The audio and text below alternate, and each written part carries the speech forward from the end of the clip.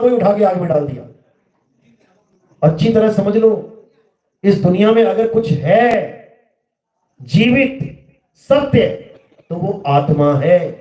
आत्मा के अलावा सब झूठ है, असत्य है। इसीलिए गुरु ग्रंथ साहब में बिल्कुल क्लियर बोल दिया गया कि आत्मदेव पूजिए, गुरु के सहज सुभाए।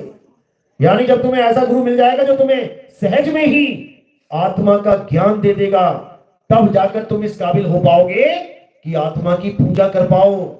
फिर ये पत्थर, ये मूर्त, ये मंत्र तंत्र जंतर, ये तीर्थ, ये सब छूट जाएंगे और फिर तुम आत्म ज्ञानी कहलाओगे। पत्थर ज्ञानी नहीं, मंत्र ज्ञानी नहीं, जंतर तंत्र ज्ञानी नहीं, तब तुम आत्म ज्ञानी कहलाओगे। और आत्म ज्ञानी सबसे श्रेष्ठ ज्ञानी होता है, जिसके लिए गीता में भी बोला गया कि हे अर्जुन, मेरे 4 प्रकार के भगत हैं। इस दुनिया में भगवान के 4 प्रकार के भगत हैं। पहले प्रकार का भगत जो सबसे छोटे लेवल वाला है, वो कौन है? जो भगवान की पूजा करता है दुनियावी इच्छाओं के कारण। भगवान जी मेरी लॉटरी निकल जाए, भगवान जी मुझे बाइक मिल जाए, भगवान जी मैं नंबरों में से पास हो जाऊं, अच्छे नंबर आ जाए, भगवान जी मुझे नौकरी मिल जाए, मेरी सरकारी जॉब लग जाए। कौन कौन मांगता है ये सब मंदिर जाके? कोई भी नहीं मांगता, सब ज्ञानी है।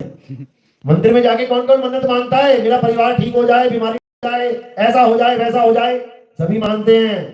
एक भी ऐसा नहीं होगा। तो ये सबसे लो लेवल के भगत है, सबसे छोटे लेवल के भगत। अब इससे ऊपर कौन है? जो मुसीबत आने पर मुझे सच्चे दिल से ध्याते हैं। वो मुझसे कुछ मांगते नहीं है दुनिया की वस्तुएं, वो मुसीबत आने पर मुझसे मदद की गुहार मांगते हैं। जैसे तुम्हारा कहीं झगड़ा हो गया किसी गली में, तुमने झापड़ मार दिया किसी के कमजोर समझ के, अब वो निकला किसी दबंग का लड़का, अब ला रहा है 50 आदमी लठ लेके। अब तुम कमरे में बैठे कांप रहे हो, हे भगवान एक बार बचा लो बस, उसके बाद गलती नहीं होगी। अब ये जो अरदास चल रही है ना, ये उन भक्तों से लाख गुना सच्चे मन से चल रही होगी। याद रखें इस बात को। मंदिर में जा रहे हो कुछ मांगने, वो सच्चा मन नहीं, वो लोभी मन है, लोभी। भगवान इतने का प्रसाद चढ़ा दूंगा, इतने दे देना, वो लोभी मन है, उसकी कोई फरियाद नहीं सुनता।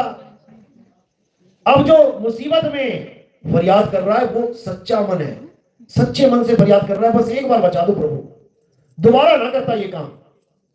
ये दूसरे नंबर का भगत है। तीसरे नंबर का भगत कौन है?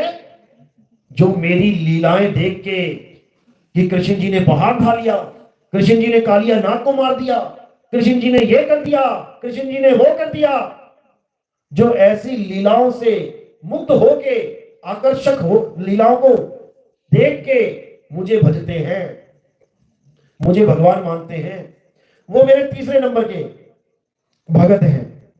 अब चौथे नंबर का भगत कौन है?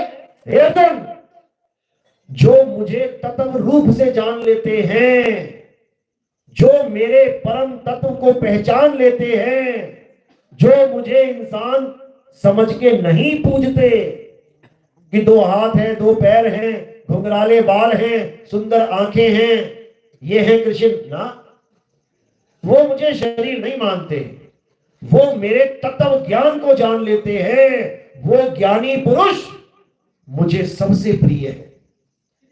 ज्ञान को बोला उन्होंने, ज्ञानी पुरुष सबसे प्रिय हैं और वो लोग मेरा ही स्वरूप हैं। यानी उनमें और मुझ में कोई फर्क नहीं रह जाता, क्योंकि जिस तत्व का मैं बनाऊं वो उस तत्व को जान जाते हैं। यानी मैं भी आत्म तत्व और वो भी आत्म तत्व। अब वो आत्म तत्व सब में देखते हैं, सब में। अब उनके लिए मैं एक अलग कृष्ण नहीं रह जाता, अब मैं समस्त जीवों में रमा हुआ दिखाई देता हूं। जिसको बोला तुझ में राम, मुझ में राम, सब में राम समाया, सबसे कर लो प्रेम जगत में,